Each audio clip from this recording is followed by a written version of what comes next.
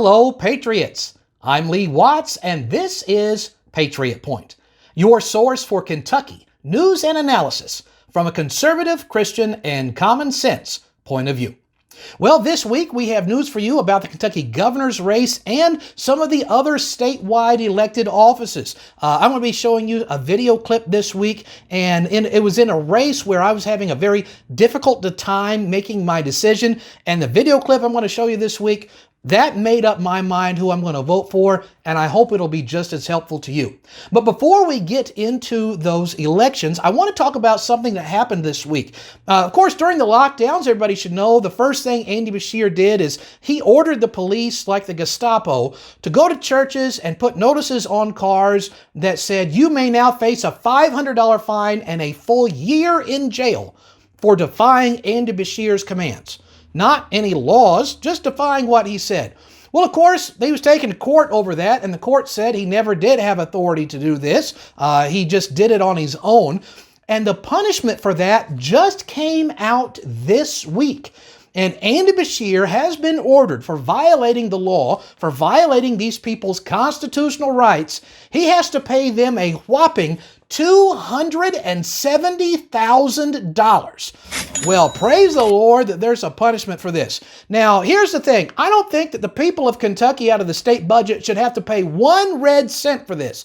And here's the reason to justify that. This is not something that Andy Beshear did under the power of his office. Remember, the courts have officially ruled you did not have that power. You never did. You personally threatened to fine these people out of their personal money and to throw them individually in jail. So it would be ridiculous to say that those people's tax money that you harassed is going to be used to pay them for your crime.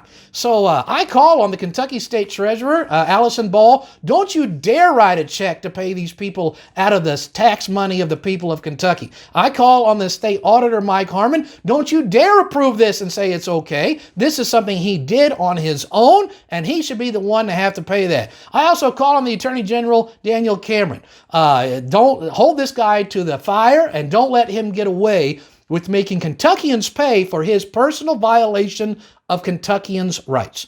So I'm Lee Watts, and I approve this message. All right, now let's turn to the elections coming up. We're going to talk about the governor's race and one of the other offices. As far as the governor's race goes, we had some polling come out this past week, and everything that I have seen and heard as I cross the state speaking and meeting with different groups makes me think that this polling data is pretty accurate. I think they really got this one nailed on the head. Now, let's look at the numbers here. You're going to see that only 3 candidates actually are in the double digits. Everybody else is in the single digits. The most important number in this whole thing to look at, though, is at the bottom of the page, and there is a whopping 20.7% of people who still don't know who they're going to vote for. Now, here's the important thing. Obviously, no one person is going to get all 20% of the undecided vote. I mean, by no stretch of any imagination will that ever happen, which means the people who are in the bottom 9 positions, even if they did get all 20%, they still wouldn't have enough to win the race. So mathematically, it is only mathematically possible at this point for the top 3 people to actually win the election. So let's first of all look at Mr. Quarles. He's in 3rd place. If he had an exceptional night, which is possible, there's enough votes still undecided to let it pull out in his favor. He is strongest over in Western Kentucky. A lot of farmers out there. He's Commissioner of Agriculture. He'll be very strong in the western counties, and they're the last polling locations to close. So we may have a nail-biter at the last minute, but he's going to need an exceptional night for that upset to happen. In 2nd place, we have Kelly Craft. She is down by 6.2 percentage points with about 3 weeks to go in the election. Not a good place to be in, but with more than 20% of the votes still undecided, she has a very reasonable chance of still winning this election. Of course, the guy who is in 1st place, like it or not, this is the guy who is in 1st place, is Mr. Daniel Cameron, our current Attorney General. He's got, again, a little over 6 points over Kraft, 15 points over Quarles, and 24 or more points over everybody else. So again, those who are the everybody else's, even if they got all the other votes, it wouldn't be enough. So what's probably wisest for the bottom 9 people would be really to say, okay, I can't possibly win, so to save face, maybe to say, how about all those of you who are going to support me instead support the person then that they choose, that they think would be the best of the 3 candidates with the viable chances to win. I doubt any of them will do that, but if they do, we will definitely keep you updated on any developments. But the governor's office is not the only race that we will be deciding here in just about 3 weeks. Another one of the statewide elected offices is that of Commissioner of Agriculture. The current Commissioner of Agriculture is Ryan Quarles, and he's running for governor because he's served 2 terms and you can't serve more than 2. So this is an open position. 2 people are vying for this right now in the Republican primary. It is Mr. Jonathan Schell and Mr. Richard Heath. They did a TV interview here recently, and so I'm going to show you a little clip from this. We're going to see the gentlemen introducing themselves, saying their background, and then I'm going to show you a clip which I know it made the decision for me on who I was going to vote for, and I hope it'll make the decision for you too. But first, let's hear each guy introduce themselves and give their qualifications. Thank you, Richard Heath, to be Commissioner of Agriculture. This is not a stepping stone to the next office.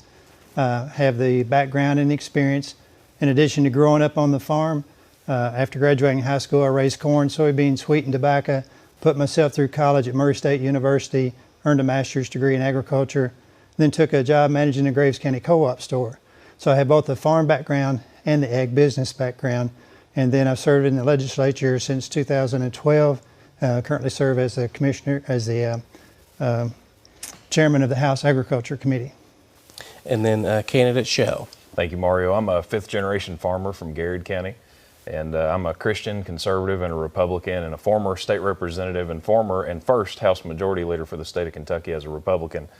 And I'm running for Commissioner of Agriculture because we need a fighter in this office. We need someone who's willing to do the things that are necessary to help create the markets that we need here in Kentucky. We need someone who's willing to push back against the radicalism that's coming out of Washington, D.C., that's affecting our way of life in rural Kentucky and in agriculture in general. And we need somebody who recognizes that there's not a rural-urban divide, that there's a rural-urban opportunity. So that's their introductions. And then each candidate was asked the same question.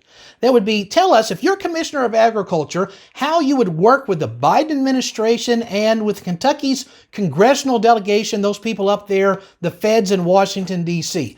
And same question for both. I'll play both of their answers completely, and this is what made the decision for me in this race. It's been a real toughie for me, but this helped, and I hope it will help you as well. I've got a great relationship with our federal delegation. Leader McConnell is a great friend of mine. We have been for a long time, including Senator Paul and all of their staff members. I talk to them nearly on a daily basis as well. Former Commissioner Comer, who is Congressman Comer now, is one of my best friends. We golf together, we talk together, we play together, we do a lot of things. Same thing with Congressman Guthrie, Congressman Barr, and Congressman Massey, and Congressman Rogers. All of them are great friends, and I served in the legislature with Morgan McGarvey whenever he was a Democratic senator here in Louisville. And so working with that federal delegation to ensure that Kentucky's voice is being heard, making sure that in Washington that some of the radical policies that are coming out from WOTUS to trying to get rid of atrazine to these other things that are going on, that they know that those are detrimental to Kentucky agriculture. And working with the Biden administration and the employees that he hires in those positions and puts them in to ensure that they know that Kentucky is an agriculture state and that we have to be protected in that so that our way of life is not turned away. As I have a good working relationship with our federal delegation. I mentioned Congressman Comer, having worked with him since he was Commissioner Comer, and his legal chief of staff is from Graves County, so we have a good rapport. I have most of their cell phone numbers, or at least their field representatives. Just filed a piece of, well, it's a House Resolution 52. We'll send that to our U.S. delegation, asking for relief on CDL drivers. Farmers are exempt from having to have a CDL, but the individuals, the companies that deliver products to the farm are not exempt. And as most everyone know there's a shortage of CDL drivers. When you can find one, they're very expensive, and as soon as you hire them, somebody else comes along with more money and hires them away. So that's one example of one of the issues I'll be tackling and working with our federal delegation and continuing that conversation. So that's the Commissioner of Agriculture race. Some of the answers. I hope you found that very useful. Now, we had one other piece of news I want to hit this week, and that was there was a debate for the Secretary of State position just yesterday, and we got 3 people running for this. You've got the incumbent, Michael Adams, and for some reason, he didn't even show up. Surprise, surprise, surprise. No, not really a surprise at all. Of course, this guy didn't show up. He's had all kinds of allegations about criminal things going on in his past, some election integrity problems that we had, working with Andy Beshear for mail-in ballots. Conservatives don't like that, so it's not really a surprise he didn't show up for this debate. His 2 contenders did, Mr. Alan Miracle and Mr. Stephen Nipper. Those guys showed up to face the people, and I encourage you, please, oh please, vote for one of those 2 fellas. Now, we do have an announcement coming up of an event that I hope you'll be able to be a part of, and that is going to be the 3rd annual Constitutional Kentucky Prayer Breakfast, a wonderful conservative organization here in the state working on getting the people of Kentucky educated on their constitutional rights, working on educating our politicians on the people's constitutional rights. So they're going to be having their 3rd annual prayer breakfast on April the 29th in Shelbyville. They're going to have the former Lieutenant Governor Janine Hampton there as guest speaker. They've invited me to come and say a little bit. They have some great speakers. I hope you'll be able to be part of this event. I have a link where you can get tickets to go right in the description of this video. So I hope that this has been helpful for you this week. We're going to keep you informed. Next week, we'll talk to you about the news that's developed, and I'm going to give an endorsement next week. I've been trying to kind of stay away from doing that for this upcoming election, but next week, I'm going to give one, and I hope that'll be helpful to you. So until next week, I'm Lee Watts for Patriot Point, reminding you that liberty is not a spectator sport.